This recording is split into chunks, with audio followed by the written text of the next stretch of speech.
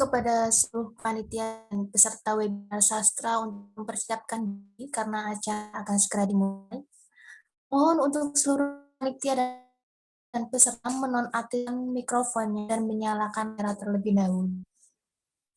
Sebelum memulai acara, saya akan membacakan tata tertib webinar saya pada pagi hari. Tata tertib pelaksanaan webinar. 1. Akses Zoom akan dibuka 5 menit sebelum acara dimulai. 2.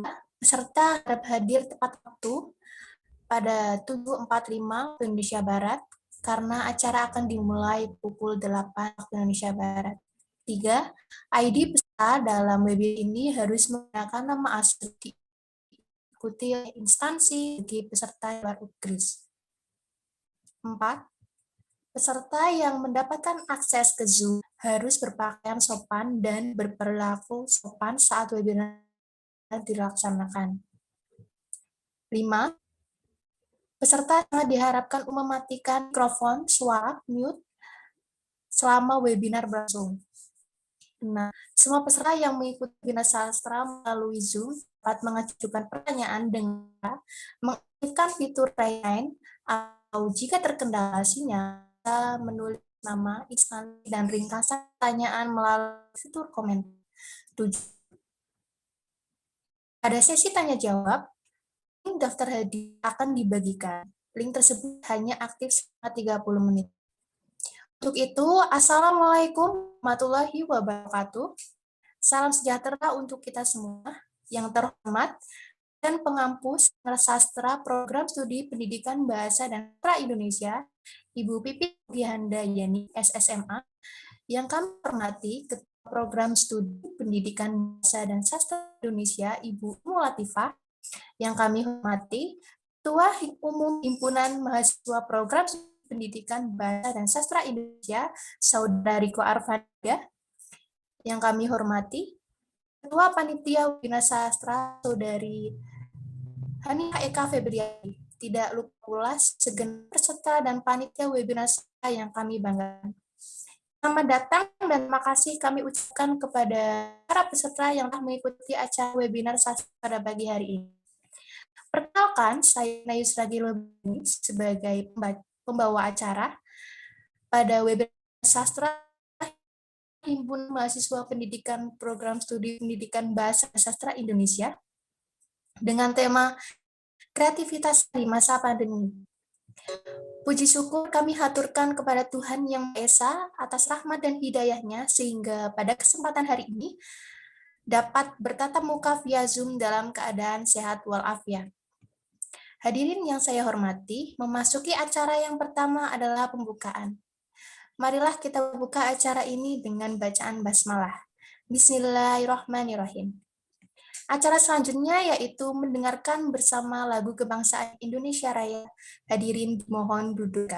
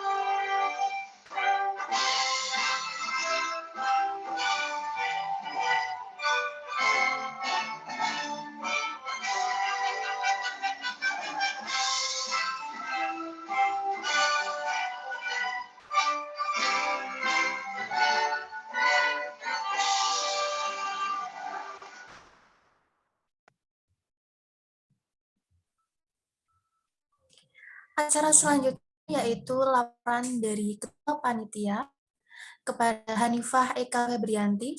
Silahkan. Assalamualaikum warahmatullahi wabarakatuh.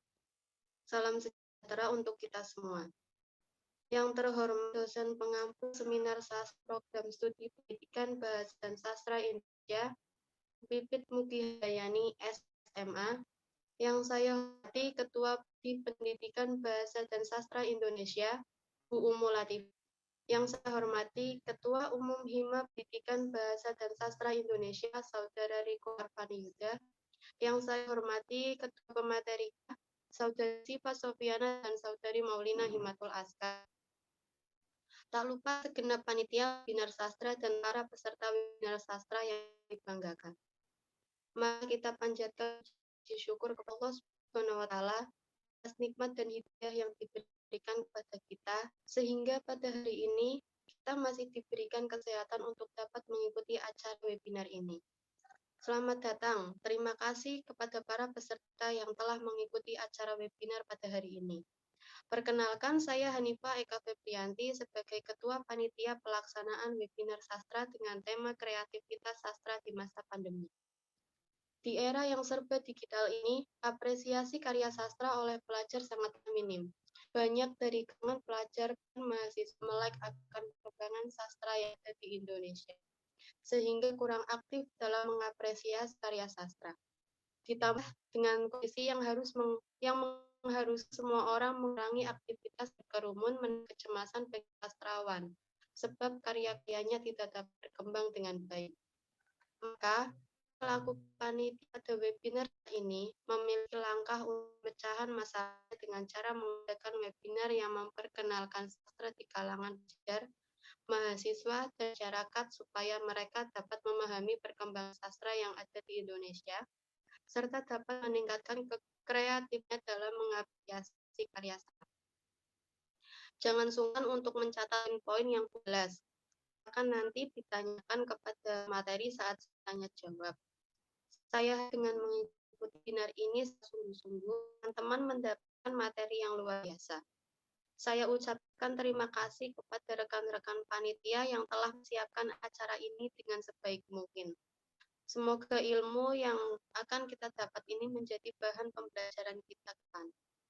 Akhir kata, saya mewakili panitia memohon maaf jika dalam jalannya acara ini nanti ada hal yang kurang berkenan di hati teman-teman. Semoga teman-teman tetap bersemangat dan siap untuk mengembangkan kreativitas di masa pandemi. Dan jangan lupa tetap patuhi protokol kesehatan yang berlaku. Terima kasih. Wassalamualaikum warahmatullahi wabarakatuh. Waalaikumsalam warahmatullahi wabarakatuh.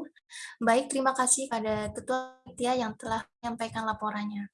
Untuk acara selanjutnya yaitu sambutan dari Ketua Himpunan Mahasiswa Program Studi Pendidikan Bahasa dan Sastra Indonesia kepada Saudara Riko Arvan Yuda. Waktu tempat saya serahkan. Baik, terima kasih. Assalamualaikum warahmatullahi wabarakatuh. Salam sejahtera bagi kita semua. Yang terhormat Ibu Pipit Mugihayani SSM selaku dosen Seminar Sastra Indonesia, Pendidikan Bahasa dan Sastra Indonesia. Yang terhormati Ibu Umu Latifah selaku Prodi Pendidikan Bahasa dan Sastra Indonesia. Kami hormati narasumber, tak lupa rekan-rekan mahasiswa dan pelajar saya sayangi dan saya banggakan. Lupa juga saya bangga tak terhingga kepada panitia yang sudah bekerja keras untuk mensukseskan kegiatan sehingga pada hari ini kita menjalankan acara ini yang insya Allah luar biasa sekali. Berkat kegiatan ini kalian kini berkumpul dalam Zoom meeting walaupun tidak secara luring. Kalian tetap semangat. Kalian adalah pahlawan tanpa tanda jasa. Mengawali perjumpaan pada hari ini, tengah kira kita panjatkan syukur kehadirat Allah SWT yang Maha Akbar. Atas segala limpahan rahmatnya kita bisa berkumpul dalam acara webinar yang diadakan Himpunan Mahasiswa Pendidikan Bahasa dan Sastra Indonesia. Tak lupa salam tercurah limpahan kepada junjungan Nabi besar Sallallahu Alaihi Wasallam yang kita tentukan syafaatnya hari ini sampai kelak nanti. Hadirin yang berbahagia, kegiatan ini diadakan oleh Hima Pendidikan Bahasa dan Sastra Indonesia, yaitu bertujuan untuk kami sama kehidupan dan menghidupi hidup sebelumnya guna meningkatkan kreativitas sastra pada pelajar dan mahasiswa. Di era yang ini serba digital ini, apresiasi karya sastra oleh pelajar sangatlah minim. Banyak dari kalangan pelajar bahkan mahasiswa yang melek akan perkembangan sastra yang ada di Indonesia, sehingga kurang aktif dalam mengapresiasi karya sastra. Ditambah kondisi yang saat ini, yaitu COVID-19, mengharuskan semua orang mengurangi aktivitas berkerumun, menambah kecemasan bagi sastrawan, sebab karyanya tidak dapat berkembang dengan baik. Maka dengan begitu, Himpunan Mahasiswa PBSI ASA terpilih untuk mengadakan webinar sastra. Harapannya dengan kegiatan ini memberikan masukan dan motivasi untuk pelajar dan mahasiswa menumbuhkan kreativitas sastra. Sekian, hidup mahasiswa Indonesia, hidup rakyat Indonesia, PBSI Jaya. Sekian, wassalamualaikum warahmatullahi wabarakatuh. Waalaikumsalam warahmatullahi wabarakatuh. Terima kasih pada saudariku Arfia yang telah memberikan sambutannya. Untuk acaranya yaitu hutan akan disampaikan oleh Ketua Program Studi Pendidikan Bahasa Sastra Indonesia, Bu Umu Latif. Kepada Ibu Umfah, waktu dan tempat saya persilakan. Terima kasih. Assalamualaikum warahmatullahi wabarakatuh. Yang terhormat dosen pengampu mata kuliah Seminar Sastra Ibu Pipit Mugi Handayani SSMA. Yang saya hormati kedua pembicara kita yang luar biasa pada acara webinar ini, itu Mbak Sipa dan Mbak Mau, seluruh panitia serta seluruh webinar. Alhamdulillahirrahmanirrahim, puji syukur mari lanjutkan kepada Tuhan Yang Esa, karena berkat rahmat-Nya kita semua dapat bertemu kembali secara virtual dalam acara webinar sastra ini. Webinar sastra ini diambil dengan tema kreativitas sastra di masa pandemi. Ini tema yang sangat luar biasa. Sebelumnya, saya ucapkan terima kasih kepada seluruh panitia karena telah mengadakan acara ini. Tidak lupa juga terima kasih seluruh peserta webinar, karena meski di masa seperti ini masih tetap semangat mencari dan menggali ilmu. Semoga ada webinar ini semua dapat tetap mengangkat dan mengembangkan kreativitas sastra. Di sini saya tidak akan berbicara panjang lebar karena tentunya kalian sudah menunggu-nunggu inti dari acara webinar ini. Maka dengan bacaan basmalah saya nyatakan webinar ini dibuka. Bismillahirrahmanirrahim. Sekian, terima kasih. Wassalamualaikum warahmatullahi wabarakatuh. Terima kasih kepada Ibu Umu Latifah yang sudah memberikan sambutan serta membuka acara pada pagi hari ini. Untuk acara selanjutnya yaitu acara inti. Pemaparan materi dari para narasumber yang akan disampaikan oleh pemateri pertama kita, Siva Sofiana, dengan judul Mengembangkan Kreativitas Karya Sastra Mahasiswa di Masa Pandemi melalui Analisis Novel Laskar Pelangi karya Andrea Hinata, dan pemateri kedua kita, Maulina Himatul Aska, dengan judul Mengangkat Jiwa Kreativitas Sastra melalui kumpulan puisi dalam buku Untuk Matamu karya Karisma Pelana. Sebelumnya, saya akan membacakan CV moderator yang akan memandu jalannya diskusi pada sesi pertama dan sesi kedua. Nama, Ardi Febrito, tempat tanggal lahir, Wonosobo, 7 Februari 2000, moto hidup, jadi seperti dalam, walaupun tidak digambar, namun dibutuhkan. Kepada moderator, saya persilahkan. Baik, terima kasih atas waktunya Mbak Vina Yusra sebagai pembawa acara. Assalamualaikum warahmatullahi wabarakatuh. Selamat pagi semuanya teman-teman. Mudah-mudahan di pagi yang cerah ini kita sedang diberikan kesehatan walaupun di tengah-tengah pandemi saat ini. Nah, saya di sini sebagai moderator akan memandu jalannya webinar pada pagi hari ini. Karena tadi saya sudah diperkenalkan oleh pembawa acara, saya di sini akan memperkenalkan kedua pemateri kita yang cantik-cantik ini.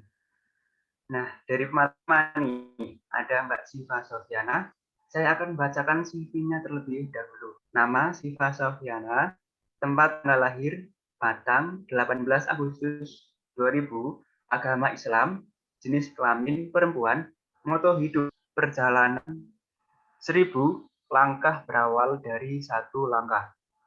Pendidikan 2004 sampai 2006 melatih 1 2006 2012 SD Kemiri 3 2012 sampai 2015 MTS Darussalam 2015 sampai 2018 SMA Negeri 1 dan 2018 sampai sekarang Universitas Bidari Semarang. Nah, buat kalian yang pengen kontak-kontak sama Mbak Siva, nanti bisa tanya-tanya saat materi. Nah, untuk mempersingkat waktu, saja Mbak Siva Sofiana sudah siap untuk memaparkan materinya. Siap, Mas Ardi. Baik, waktu dan tempat saya persilakan. Baik, terima kasih atas waktunya Mas Ardi. Di sini saya akan menyampaikan sedikit hal mengenai mengembangkan kreativitas karya sastra mahasiswa di masa pandemi melalui analisis novel Laskar Pelangi karya Andrea Hirata. Seperti yang kita tahu, di Indonesia bahkan di dunia sedang mengalami wabah corona. Oleh karena itu, pemerintah Indonesia menganjurkan semua siswa maupun mahasiswa berkegiatan melalui online. Nah, lalu kita sebagai mahasiswa, apa saja sih yang dapat kita lakukan agar bisa memanfaatkan pandemi ini sebagai ajang untuk mengembangkan kreativitas karya sastra? Nah, salah satunya dengan cara menganalisis sebuah karya sastra berupa novel yang berjudul Laskar Pelangi karya Andrea Hirata. Andrea Hirata ini merupakan sosok yang berasal dari Pulau Belitung, Provinsi Bangka Belitung. Lahir pada tanggal 24 Oktober 1967 di Gantung, Belitung Timur. Hirata memulai pendidikan tinggi dengan gelar di bidang ekonomi dari Universitas Indonesia. Meskipun studi mayor yang diambil Andrea adalah ekonomi, ia amat menggemari sains, fisika, kimia, biologi, astronomi, dan sastra. Andrea mengidentikan diri sebagai seorang akademisi dan backpacker. Hirata merilis novel Laskar Pelangi pada tahun 2005. Novel ini ditulis dalam waktu 6 bulan berdasarkan pengalaman masa kecilnya di pendidikan bagi anak-anak di salah satu pulau terkaya di dunia. Novel ini menghasilkan trilogi novel, yakni Sang Pemimpi, Eden Sor, dan Maria Mahkarko. Hal inilah yang menjadi sesuatu yang menarik untuk dianalisis sebagai pengembangan kreativitas karya sastra di masa pandemi ini. Jadi, analisis karya sastra itu apa sih? Nah, analisis karya sastra merupakan bagian dari kegiatan apresiasi sastra. Tujuan analisis karya sastra antara lain meningkatkan pemahaman terhadap karya sastra itu sendiri. Dengan melakukan kegiatan analisis, pembelajaran sastra diharapkan dapat mencapai tujuan apresi. Slide sebelumnya, Mbak Farah. Tapi mengapa sih menganalisisnya menggunakan novel Laskar Pelangi? Nah, karena pada novel Laskar Pelangi ini kita di dalamnya terdapat banyak aspek serta nilai-nilai yang bisa kita hubungkan, kita ambil hikmahnya dengan kehidupan saat ini. Nah, lanjut, Mbak. Itu ada beberapa aspek dalam analisis novel Laskar Pelangi. Yang pertama ada tokoh atau penokohan. Beberapa tokoh penokohan dalam novel Laskar Pelangi itu yang pertama tokoh Ikal. Ikal adalah tokoh aku dalam cerita ini. Ia hadir dari cerita, ceritakan semua kisah yang terjadi dalam Laskar Pelangi. Ikal adalah anak yang selalu ingin tahu. Ikal selalu menjadi peringkat kedua dalam kelas. Ia minat pada sastra, terlihat dari kesehariannya senang menulis puisi. Kemudian yang kedua ada tokoh Lintang. Lintang adalah anak jenius yang selalu mendapatkan tingkat 1. Lintang telah menunjukkan minat besar untuk bersekolah semenjak hari pertama berada di sekolah. Ia selalu aktif di dalam kelas dan memiliki cita sebagai ahli matematika. Kemudian ada tokoh Mahar. Mahar digambarkan sebagai pria tampan, bertubuh kurus, dan memiliki bakat dan minat besar pada seni. Kemudian ada Bu Muslimah. Bu Mus adalah salah satunya guru perempuan di sekolah Muhammadiyah. Dia adalah ibunda guru di Laskar Pelangi.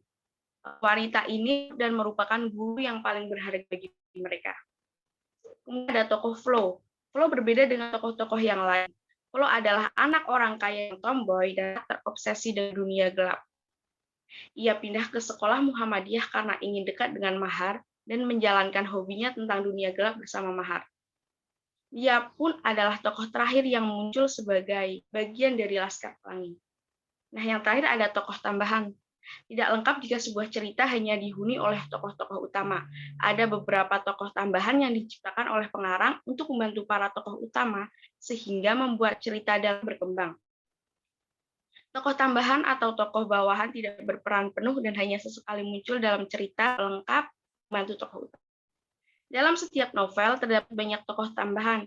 Dalam hal ini, penulis mengangkat beberapa tokoh tambahan yang berperan penting dalam alur cerita ini yang akan dikaji. Kemudian ada aspek yang kedua, yaitu status sosial. Interaksi sosial adalah kunci dari semua kehidupan sosial. Tanpa interaksi sosial, tidak akan adanya kehidupan bersama. Bertemunya seorang secara jasmani dan tidak akan menghasilkan pergaulan hidup dalam suatu sosial. Pergaulan tersebut akan terjadi apabila perorangan atau kelompok manusia bekerja sama. Ikal, Mus, kepala sekolah, orang tua murid, serta anggota Laskar Pelangi lainnya yang memperjuangkan sekolah Muhammadiyah. Dalam novel Laskar Pelangi terdapat realitas sosial yang mengacu pada masalah sosial. Masalah sosial dalam novel Laskar Pelangi ini disebabkan oleh beberapa faktor ya, antaranya faktor ekonomi dan kebudayaan. Permasalahan tersebut sebagai dampak adanya interaksi sosial antar tokoh maupun kelompok. Masalah-masalah tersebut adalah masalah persahabatan, percintaan, serta kemiskinan. Nah, sama seperti keadaan saat ini nih, yang menjadi dampak virus corona yang sedang terjadi. Kemudian ada aspek yang ketiga, yaitu sikap hidup dan perilaku sehari-hari para tokoh. Sikap hidup dalam novel Laskar Pelangi itu berupa kasih sayang terhadap anak dan orang tua, serta kasih sayang sama teman, yaitu kasih sayang laki-laki wanita. Masing-masing tokoh pun selalu berperilaku humoris dengan sendirinya. Dan yang terakhir ada peristiwa yang terjadi dalam novel Laskar Pelangi. Cerita ini terjadi di Desa Rantung, Belitung Timur. Dimulai ketika sekolah Muhammadiyah terancam akan dibubarkan oleh Deput Sumatera kalau tidak sampai siswa baru yang berjumlah 10 anak. Ketika itu baru 9 anak yang menghadiri upacara pembuka. Akan tepat ketika Farhan, sang kepala sekolah, berpindah Harun ibunya datang mendaftarkan diri di sekolah itu. Dari sanalah dimulai cerita, mulai penempatan penduduk, pertemuan mereka dengan Pak Harfan, perkenalan mereka yang luar biasa, di mana yang malah cengir ketika ditanyakan namanya oleh mereka, yaitu Bu Mus. Kejadian bodoh yang dilakukan oleh Bo atau pemilih ketua kelas yang diprotes keras oleh Ucai. Kejadian ditemukan luar biasa. Pengalaman cinta pertama Ikal sampai taruhnya nyawa Lintang yang 80 km pulang pergi rumahnya ke sekolah. Mereka, Laskar Pelangi, nama yang diberikan Bu Muslimah karena kesenangan mereka terhadap pelangi, pun sempat mengharumkan nama sekolah dengan berbagai cara. Misalnya pembahasan denda mahar yang selalu diberikan kawan-kawan karena kesenangan pada okultisme yang membuahkan kemenangan manis pada Karnaval 17 Agustus. Dan kejeniusan luar biasa Lintang yang menantang dan mengalahkan Dr. Zul, guru sekolah kaya yang berijazah dan terkenal. Dan memenangkan lomba cerdas cermat, Laskar Pelangi mengarungi hari-hari yang menyenangkan, tertawa, menangis bersama. Kisah 10 kawan ini berakhir dengan kematian ayah Lintang yang memaksa untuk putus sekolah dengan sangat mengharukan dan dilanjutkan dengan kejadian 12 tahun Kemudian di mana Ikal yang berjuang di Pulau Belitung kembali ke kampungnya. Lanjut, Mbak. Kemudian ada nilai-nilai yang terkandung dalam novel Laskar Pelangi. Beberapa nilai yang terkandung dalam novel Laskar Pelangi ini seperti nilai religiusitas, toleransi, kejujuran, demokratis, peduli sosial. Nah, nilai peduli sosial ini sangat diperlukan bagi kita di keadaan sekarang ini. Nah, kita harus support mereka terpapar COVID dan menyemangatinya agar tetap beraktivitas sehappy mungkin. Selain itu, nilai tanggung jawab, kreatif, perjuangan, dan kerja keras dalam bertahan hidup menggapai sebuah cita-cita. Integritas, disiplin, komunikatif, rela berkorban, dan kesetiakawanan serta cinta tanah air. Lanjut. Nah, jadi dapat disimpulkan bahwa pandemi bukan alasan bagi seseorang yang ingin beraktivitas dan berkreativitas. Selain itu, ada banyak novel yang bisa dianalisis dalam mengembangkan kreativitas. Tapi tidak hanya novel saja, ada pula karya sastra lainnya seperti puisi, cerpen, prosa, maupun lainnya yang sekiranya dapat bernilai positif dan bisa mengembangkan kreativitas karya sastra di pandemi ini. Terima kasih, itu yang dapat saya sampaikan. Assalamualaikum warahmatullahi wabarakatuh. Wah, semuanya pemateri satu ini telah menyampaikan materinya tadi tentang novel Laskar Pelangi, teman-teman. Untuk mengingatkan, untuk teman-teman agar selamatkan ya, habis ini link presentasi sudah dibagikan.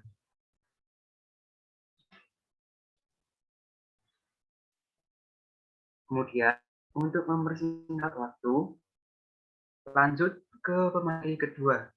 Sebelum lanjut lagi, saya akan membacakan materi kedua terlebih dahulu. Di sini pemateri kedua, nama Nina Himatul Asqa, tempat tanggal lahir Batang 19 November 2000, jenis kelamin perempuan, alamat Dukuh Palong, Desa Kebut, Kecamatan Bradu, Kabupaten Batang, Jawa Tengah. Kode posnya tersebut agama Islam, status mahasiswa. Riwayat pendidikan pada tahun 2003 sampai 2000 di Maswiro, 2006 sampai 2012, MI Islamiyah Keput 2012 sampai 2015, di MIS Agung Alim Blado 2012 sampai 2018, MA Sunan Kalijaga Bawang. Pengalaman di PAUD Harapan Bunda di Jalan Songo nomor 33 Bantir Tuman Bawang, Kabupaten Batang, Jawa Tengah. Di sini juga sudah terlalu WA dan Instagram serta email. Barangkali nanti ada yang bisa atau yang ingin bertatap kontak sama Molina. Nah, untuk mempersingkat waktu, Mbak Molina sudah siap untuk memaparkan materinya? Sudah, Mas Ardi. Baik, waktu dan tempat saya persilahkan. Baik, terima kasih untuk Mas Ardi yang telah memberikan waktunya. Untuk panitia bisa menampilkan PPT saya ya.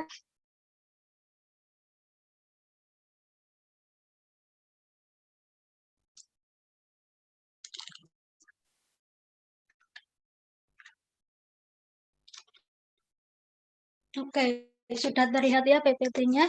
Jadi di sini saya akan membahas tentang mengangkat jiwa kreativitas sastra melalui analisis kumpulan puisi dalam buku untuk matamu karya Karisma Pelanang. Sebelumnya di sini saya akan menjelaskan lebih fokusnya itu kepada struktur batin puisi. Nah, sebelum saya lanjut apa aja struktur batin puisi, di sini saya akan sedikit menyampaikan tentang sosok Karisma Pelanang. Lanjut, Mbak. Nah, Karisma Pelanang atau Karisma Pangeran Lanang, beliau merupakan salah satu karyawan di perusahaan minyak yang ada di Kalimantan. Beliau lahir pada 19 Oktober 1988 atau 33 tahun yang lalu. Beliau ini merupakan seseorang yang aktif di akun sosial media Twitter dan memulai menulis itu pertama kali pada tahun 2013 bersama rekan-rekannya pada kumpulan puisi Sajak Cinta dan Hal-Hal yang Tak Selesai. Kemudian beliau kembali menulis lagi pada tahun 2019, yaitu pada buku yang saya analisis ini dengan judul Untuk Matamu. Buku Untuk Matamu ini bagi dari dua bagian. Bagian pertama dengan subjudul yang diberi subjudul Ada Bunga di Matamu. Kemudian untuk bagian kedua subjudulnya diberikan dengan selalu ada satu yang kau rindukan, namun kau tak ingin ia kembali. Lanjut. Nah, dalam puisi di dalam buku Untuk Matamu ini, mayoritas bercerita tentang cinta, hubungan batin manusia dengan manusia. Untuk yang tentang cinta itu lebih kebanyakan di bagian 1, dan yang hubungan batin manusia itu lebih kebanyakan di bagian kedua. Lanjut. Nah, sekarang kita masuk ke struktur batin puisi. Apa aja sih struktur batin puisi itu? Struktur batin puisi itu terdiri dari 4, yaitu yang pertama tema, kedua nada, ketiga rasa, dan keempat yaitu amanat. Kita bahas satu-satu ya. Yang pertama ada tema. Seperti yang kalian lihat pada PPT, tema adalah landasan pokok sebuah cerita. Jojo Suroto dalam Messi 2014 menyatakan bahwa tema bisa saja berasal dari diri sendiri maupun orang lain ketika seorang penyair menuangkan tema tersebut. Nah, jadi tema ini sebagai landasan pokok sebuah penyair menuangkan sebuah karyanya. Biasanya sebuah pengarang jika ingin membuat cerita atau karya, yang pertama dilakukan yaitu menentukan temanya. Jika tema sudah ditemukan, selanjutnya seorang pengarang bisa menuliskan karyanya dan setelah itu bisa ditentukan apa judul dari karya tersebut. Kemudian struktur batin puisi yang kedua yaitu ada nada. Nada adalah pelafalan dengan menggunakan suara yang rendah maupun yang tinggi. Dalam Kamus Besar Bahasa Indonesia, nada yaitu tinggi rendahnya bunyi. Jadi ketika kita membaca atau menyanyikan sebuah karya, tentunya kita menggunakan nada dalam karya tersebut. Lanjut. Nah, kemudian yang ketiga ada rasa atau perasaan. Waluyo dalam Harining Tias 2011 mengungkapkan bahwa rasa merupakan perasaan pengarang dalam menuangkan ungkapannya di dalam puisi, karena pengarang turut mengekspresikan suasana hatinya di dalam puisi tersebut. Nah, ketika kita menganalisis sebuah rasa, rasa itu bisa kita analisis setelah kita membacakan karya tersebut. Setelah itu kita baca menggunakan rendah atau tinggi. Nah, biasanya setelah itu muncul rasa dalam karya tersebut. Kemudian yang terakhir yaitu amanat. Amanat adalah pesan yang terkandung di dalam sesuatu yang disampaikan, baik puisi, cerpen, petuah seseorang, dan lain sebagainya. Dalam Kamus Besar Bahasa, amanat adalah gagasan yang mendasari karya sastra atau pesan yang ingin disampaikan kepada atau pendengar. Lanjut, Mbak. Nah, di dalam buku Untuk Matamu ini, saya menganalisis hanya beberapa puisi. Pada bagian 1 saya menganalisis 3 puisi, dan pada bagian saya juga menganalisis 3 puisi. Oke, untuk puisi pertama, saya bacakan ya. Ketiadaanmu. Berada di keramaian bukan berarti tak sepi, karena untukku sepi ialah ketika adanya ketiadaanmu. Karisma Pangeran, bagian 1 halaman 10. Lanjut, Mbak. Nah, untuk tema ada puisi pertama yang saja saya bacakan yaitu temanya itu perasaan sepi atau kasih sayang seseorang dengan mengungkapkan rasa sepinya ketika seseorang itu tanpa adanya kekasih yang sayangi. Kemudian adanya nada yang dibacakan ketika membacakan sebuah ungkapan puisi baca itu menggunakan nada rendah karena sebuah ungkapan perasaan kasih sayang. Kemudian rasa pada puisi itu yaitu suasana sepi karena tanpanya ada kekasih. Jika tanpa adanya kekasih. Kemudian amanat yang disampaikan atau yang terkandung dalam puisi tersebut yaitu orang yang disayangi itu sangat berarti dalam kehidupan seseorang. Lanjut. Nah, untuk puisi kedua yaitu dengan judul Kecuali, sebadai apapun aku akan pulang. Ia takkan membuatku runtuh, kecuali air matamu yang jatuh. Karisma Pangeran, bagian 1, halaman 37. Lanjut. Untuk temanya sendiri yaitu saya mengambil tema seseorang itu menjadi sebuah kekuatan untuk orang lain. Kemudian nadanya itu pengarang menggambarkan dengan nada untuk bagian bait pertama mungkin bisa menggunakan nada keras atau lebih tinggi dibandingkan kepada yang kedua. Kemudian rasanya itu perasaan sedih. Kemudian amanat yang terkait dalam puisi kedua baru saja yaitu jika seseorang sudah sayang, ia takkan rela melihat kekasih menangis. Jadi tidak bisa melihat orang yang disayanginya itu bersedih atau menangis. Lanjut. Puisi ketiga yaitu Selalu.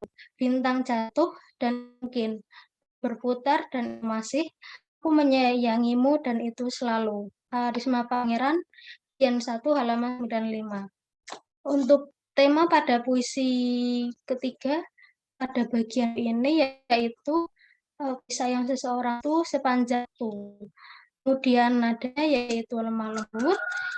Rasa puisi ketiga ini yaitu perasaan kasih sayang seseorang dan amanat yang terkandung dalam puisi ketiga ini itu bahwa seseorang jika sudah menyayangi seseorang itu akan sepanjang waktu, tidak hanya dalam 1 bulan, 1 minggu, itu tidak. Kemudian lanjut.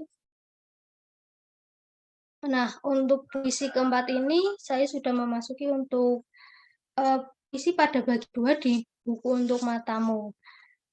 Jangan rela jatuh demi seseorang yang tak mempedulikanmu.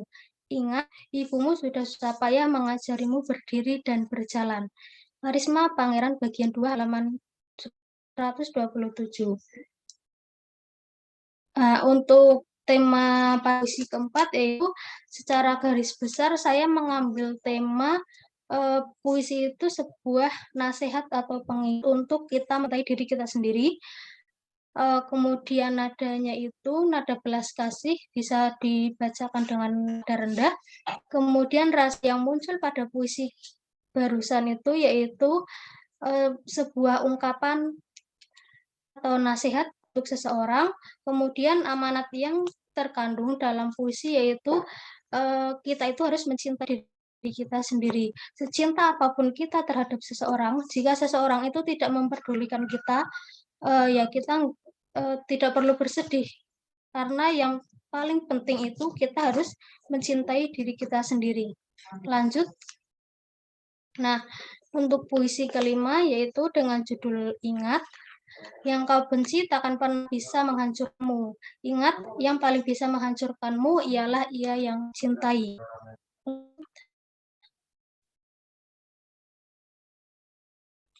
Untuk tema pada kelima, saya ambil tema sama seperti puisi keempat, yaitu sebuah nasihat atau kemudian ada yang digunakan itu menggunakan nada rendah atau nada keras tergantung kita membacanya karena itu buah mengingat atau nasihat jadi bisa menggunakan nada tinggi menurut saya.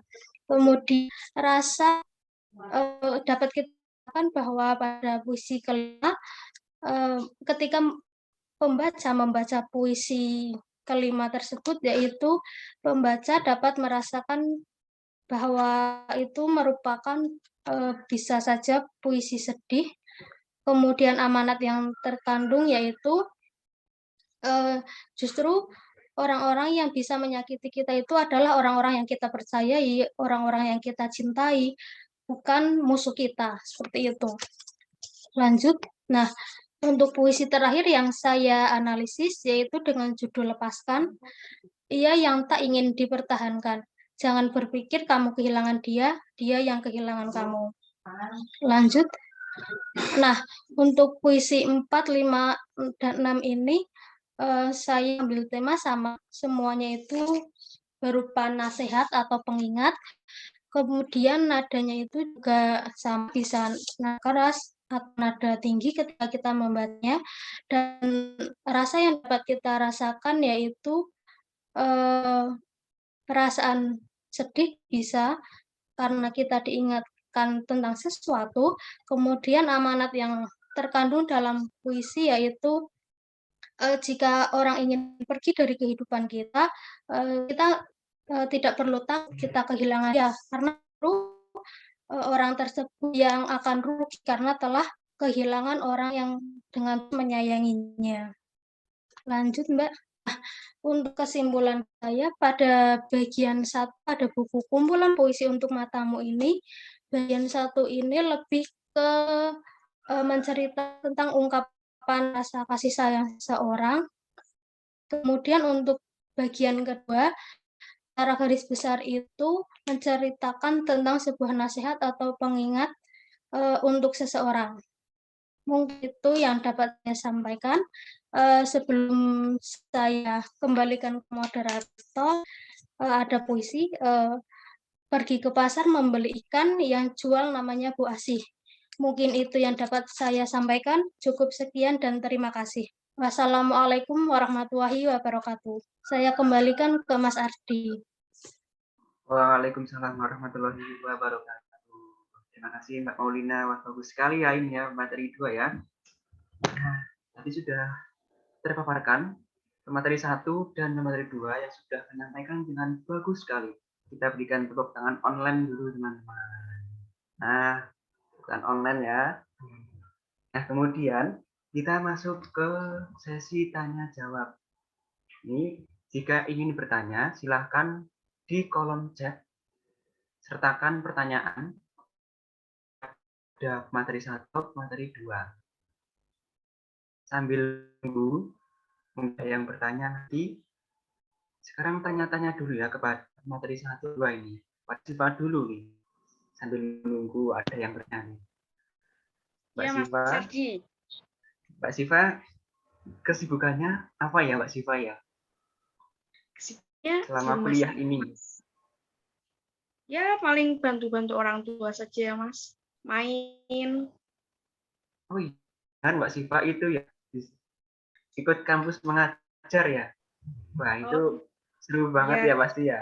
Seru banget, tapi sayangnya udah penahan 2 hari yang lalu ya. Ini sambil menunggu bertanya, kok ini bukti yang bertanya nih. Pada ngantuk semua mana ini. Ini pertanyaan buat Maulina, kelas 2. Nah, Maulina, kesibukannya hari ini Mbak Maulina dengan yang padat ini.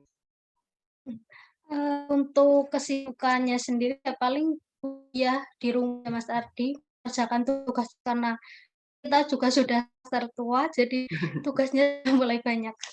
Mungkin seperti itu. Betul sekali Mbak Maulina, apa yang saya rasakan juga seperti itu ya. Waduh, nggak apa-apa ya Maulina, tetap semangat dan tetap kerjakan tugasnya. Ya, yang bertanya silahkan.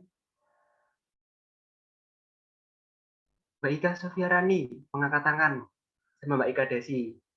Silahkan Mbak Ika Sofiarani terlebih dahulu. Oke, baik Mas Ardi, terima kasih sebagai moderator yang pagi ini selalu ceria ya Mas Ardi ya. Oke, dari saya sendiri izin bertanya kepada pemateri 1, tadi ada Mbak Siva Sofiana. Nah, tadi bagus sekali dari materi Mbak Siva terkait mengembangkan kreativitas karya sastra. Nah, yang ingin saya tanyakan, Tadi kan Mbak Siva mengambil novel yang berjudul Laskar Pelangi ya, karya Andrea Hirata. Nah, ini yang ingin saya tanyakan yaitu apa saja kelebihan dan kekurangan yang terdapat pada novel Laskar Pelangi yang Mbak Siva tadi jelaskan. Seperti itu Mbak Siva dari saya. Terima kasih. Saya kembalikan kepada Mas Ardi. Baik, silakan Mbak Siva, langsung aja Mbak Siva. Ini langsung jawab atau tampung dulu, Mas Ardi? Oh, mau Langsung tampung jawab dulu? saja. Atau langsung jawab saja ya, Mas? Ya, Takutnya langsung lupa. aja, nggak apa-apa. Oke, menurut saya itu kelebihannya dalam cerita Laskar Pelangi ini terdapat kritik sosial terhadap pemerintah mengenai pendidikan, khususnya di daerah terpencil nih. Nah, selain itu, dalam ceritanya menggambarkan persahabatan yang setia, kan jarang. Di zaman sekarang itu ada persahabatan yang sangat setia gitu. Kemudian adanya dorongan untuk pembaca agar selalu tabah ketika menghadapi masalah. Salah satunya itu masalah yang kita hadapi sekarang ini kan terkena dampak virus corona gitu ya. Nah, kalau kekurangannya menurut saya cuma satu, tidak terlalu menjelaskan secara rinci mengenai kejadian cerita dalam Laskar Pelangi. Itu Mas Ardi. Mbak Ika, apakah sudah cukup? Oke, baik. Terima kasih Mbak Siva, sudah cukup begitu jelas. Terima kasih. Bagus sekali nih. Kemudian lanjut ke pertanyaan kedua. Tadi ada Mbak Eka Desi nih yang pakai masker nih. Silakan Mbak Eka Desi. Oh ya, terima kasih Mas Ardi sebagai moderator. Saya izin bertanya kepada pemateri 2, yaitu Mbak Maulina Himatul Aska. Mungkin dari yang disampaikan tadi, bisa diberikan contoh yang lain mengenai analisis puisi yang ada di buku untuk matamu selain yang sudah dipaparkan tersebut, Mbak Maulina. Terima kasih.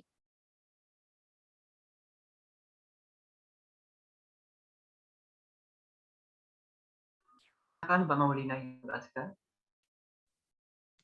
Oke, terima kasih Mbak Eka atas pertanyaannya. Saya izin membuka bukunya terlebih dahulu karena saya belum menyiapkan puisi lain. Oke, saya akan memberikan satu contoh lagi puisi yang ada di buku ini, yaitu dengan judul Segala. Jangan takut manisku, segala yang ada pada selalu mencintai segala yang ada padamu. Eka, apakah juga analisisnya? Oh iya, Mbak Maulina, perlu sekali. Oke, untuk analisis puisi yang saya bacakan, saya mengambil tema sebentar.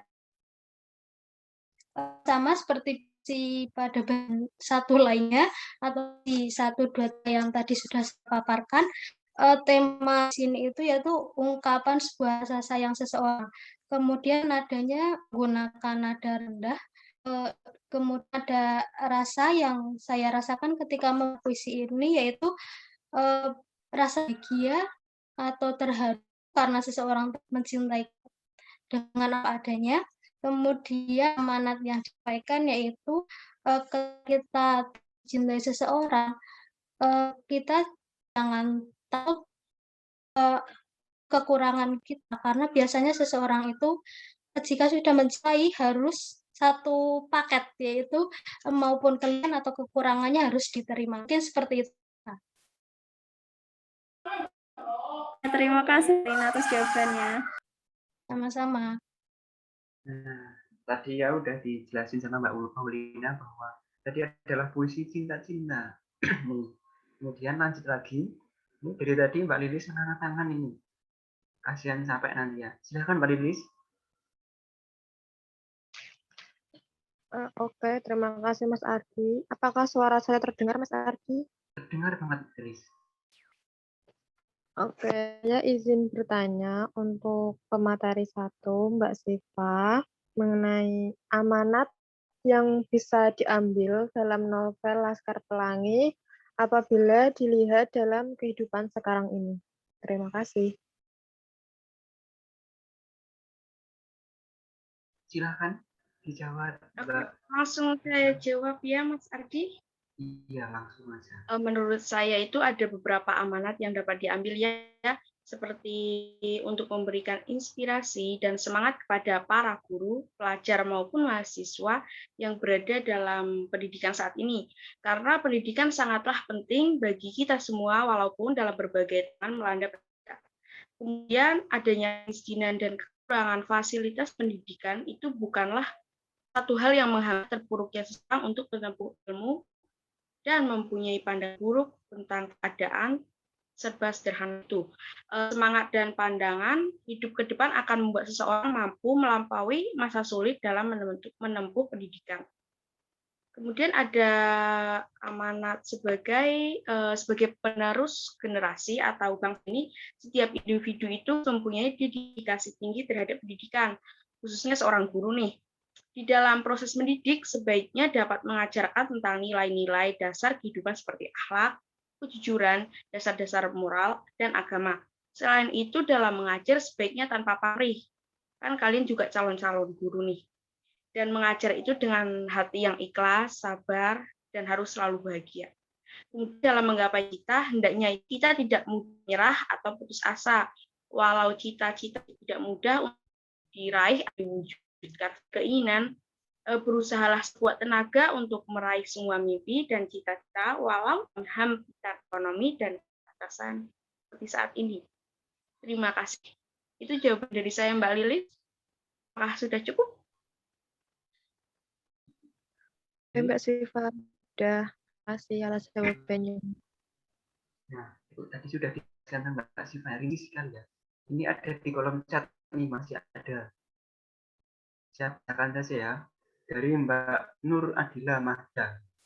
Saya Nur Adila dari PPSI kelas C. Ini bertanya untuk materi kedua, Mbak Maulina. Pertanyaannya, bagaimana cara menganalisis struktur batin puisi? Terima kasih.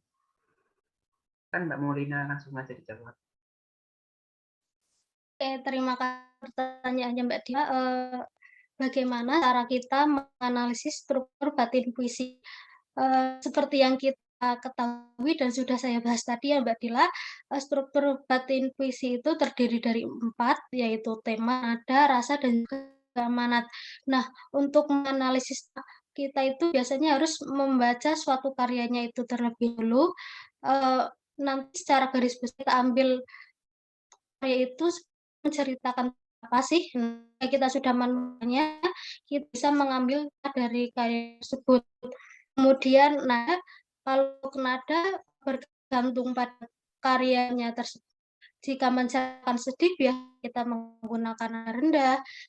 Jika karya tersebut berisikan tentang ungkapan marah, biasanya menggunakan nada yang lebih tinggi.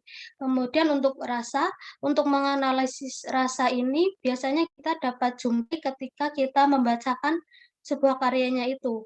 Bergantung kita membacakan karya itu dengan nada apa, seperti itu. Kemudian untuk amanatnya sendiri, sama seperti tema, kita harus membaca sebuah karyanya terlebih dahulu sampai selesai. Jika sudah ditemukan ini bercerita tentang apa, biasanya kita juga dapat menemukan pesan apa sih yang ada di dalam suatu karya tersebut. Mungkin seperti itu Mbak Dila jawaban dari saya. Apakah sudah jelas? Baik, terima kasih untuk Mbak Maulina, sudah sangat jelas. Terima kasih. Sudah, sama-sama. Terima kasih Mbak Maulina, jawabannya sangat rinci sekali. Masih satu penanya lagi, Puput yang dari tangan. Mbak Puput, apakah mau bersuara atau dibacakan saja? Saya saja ya. Saya Puput Supriyanti ingin bertanya untuk materi 2. Pertanyaannya, apa kelebihan dan kekurangan buku kumpulan puisi karya Karisma P? Silahkan jawab Mbak Maulina.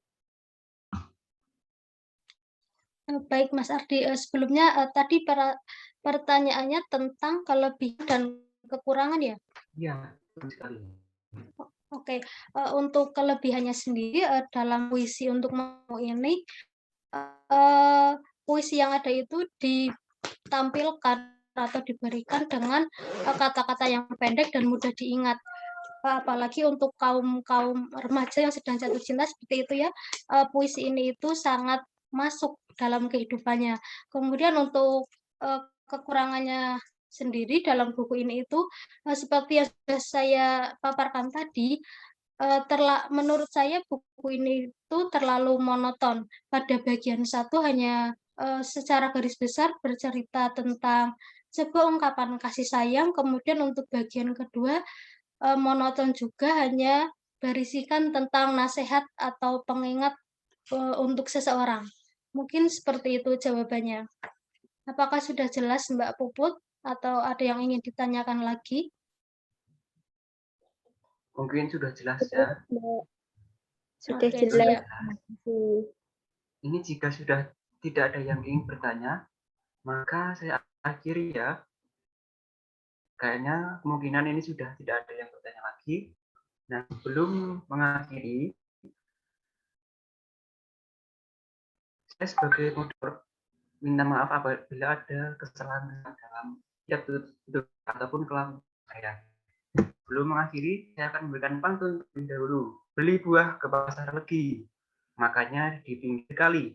Cara sastra, pandemi, enaknya sampai. Nah, terima kasih, cukup dari saya. Assalamualaikum warahmatullahi wabarakatuh. Saya kembali ke sebuah acara.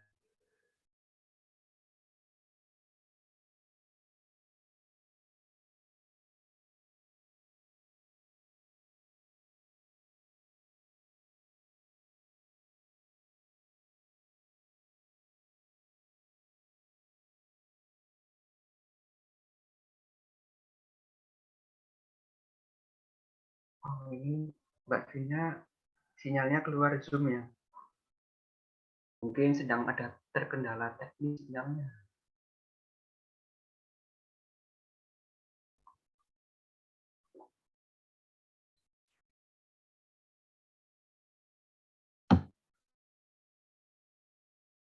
Ini sedang nunggu Mbak Vina berusaha ke lagi. Nah, Mas Ardi sudah selesai? ini sedang menunggu Mbak Vina satu pembawa acara pada tahap terakhir. Baik, terima kasih kepada Hermawan Ardi Febrianto yang telah memandunya diskusi pada hari ini. Untuk acara yang terakhir yaitu penutup, mari kita tutup acara pada pagi hari ini dengan baca hamdalah. Alhamdulillahirrahmanirrahim. Terima kasih kepada seluruh peserta yang mengikuti acara webinar sastra hingga acara selesai. Dan saya selaku pengacara, mohon maaf apabila dapat salah dalam bertutur. Segenap peserta dan tamu undangan diperkenalkan untuk meninggalkan ruangan. Wassalamualaikum warahmatullahi wabarakatuh. Waalaikumsalam. Waalaikumsalam warahmatullahi wabarakatuh.